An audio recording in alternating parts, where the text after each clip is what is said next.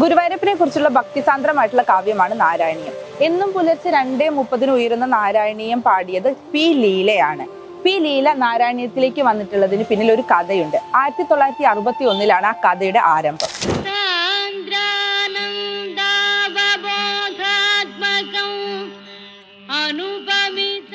നാരായണീയം ആലപിക്കാൻ വേണ്ടിയിട്ട് ഗുരുവായൂർ ദേവസ്വം സമിതി തീരുമാനിക്കുന്നത് MS സുബ്ബലക്ഷ്മി ആയിരുന്നു. അങ്ങനെ MS സുബ്ബലക്ഷ്മിയെ കാണാൻ വേണ്ടിയിട്ട് ദേവസ്വം ബോർഡിലുള്ള കുറച്ച് അംഗങ്ങൾ ഇവരുടെ വീട്ടിലേക്ക് പോകുന്നു. പക്ഷെ ഇവർക്ക് അവരെ കാണാൻ പറ്റാണ്ടാവും. കാരണം അവരൊരു നോർത്ത് ഇന്ത്യൻ പര്യടനത്തിലായതുകൊണ്ട് ഇവർക്ക് കാണാൻ പറ്റില്ല. അങ്ങനെ തിരിച്ചു വരുന്ന ഇവർക്ക് ആരെ കൊണ്ട് ഇനി നാരായണീയം പാടിക്കും എന്നുള്ളൊരു കൺഫ്യൂഷനൊക്കെ ഉണ്ടായിരുന്നു. അങ്ങനെ ഇവർക്ക് 2 തീരുമാനങ്ങളായിരുന്നു ഉണ്ടായിരുന്നത്. ഒന്നുകിൽ MS വരുന്നത് വരെ കാത്തിരിക്കുക, അല്ലെങ്കിൽ മറ്റേതെങ്കിലും ഗായികമാരെ കൊണ്ട് ആലപിക്കുക എന്നുള്ളതായിരുന്നു. അങ്ങനെ സംഘത്തിലുണ്ടായിരുന്ന SP നായർ ഒരു നിർദ്ദേശം മുന്നോട്ട് വെച്ചു. ഈ അന്യഭാഷാ ഗായികമാരെ തേടി പോകുന്നതിന് പകരം നമ്മുടെ സ്വന്തം മലയാളിയായിട്ടുള്ള പി ലീലയെ എന്തുകൊണ്ട് ഈ നാരായണീയം ആലപിക്കാൻ എടുത്തുകൂടാ എന്നുള്ളത്. സിനിമയിൽ മാത്രമല്ല, കച്ചേരി വേദികളിലും പ്രതിഭ തെളിയിച്ച ലീലയ്ക്ക് ഗുരുവായൂരപ്പനോടുള്ള ഭക്തിയും സ്നേഹവും എത്രത്തോളമാണെന്ന് ആരെയും പറഞ്ഞു മനസ്സിലാക്കേണ്ട ആവശ്യം അന്നില്ലായിരുന്നു.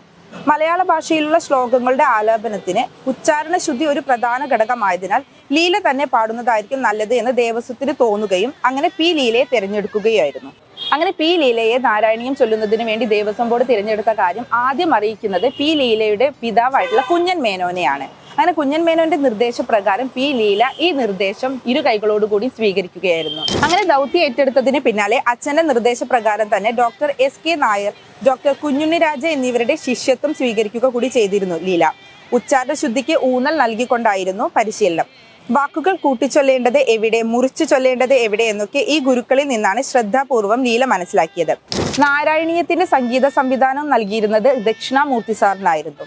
അങ്ങനെ പല പാട്ടുകളുടെ റെക്കോർഡുകളും നിർത്തിവെച്ചിട്ട് ഒരുപാട്, അതായത് 2 ആഴ്ചത്തോളം പി ലീല നാരായണീയത്തിന് വേണ്ടിയിട്ട് റിഹേഴ്സൽ എടുത്തു എന്ന് ഒരു തവണ ദക്ഷിണാമൂർത്തി സാർ തന്നെ പറഞ്ഞതായിട്ട് ഓർക്കുന്നുണ്ട്.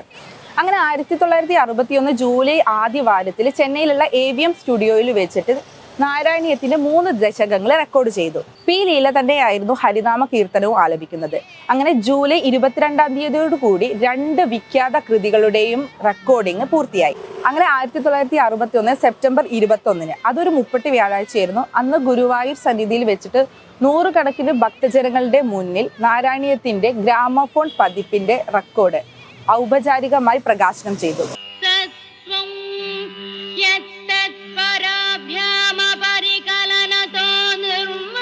പിറ്റേന്ന് പുലർച്ചെ 2:30 ഗുരുവായൂർ സന്നിധാനത്തിലുള്ള ഉച്ചഭാഷിണിയിലൂടെ പി ലീലയുടെ ശബ്ദത്തിൽ നാരായണീയം ഉറക്കെ കേട്ടു തുടങ്ങി. ഓം നമോ നാരായണ എന്ന മന്ത്രജപത്തോടു കൂടി ദക്ഷിണാമൂർത്തിയും പി ലീലയോടൊപ്പം ചേരുന്നുണ്ട്.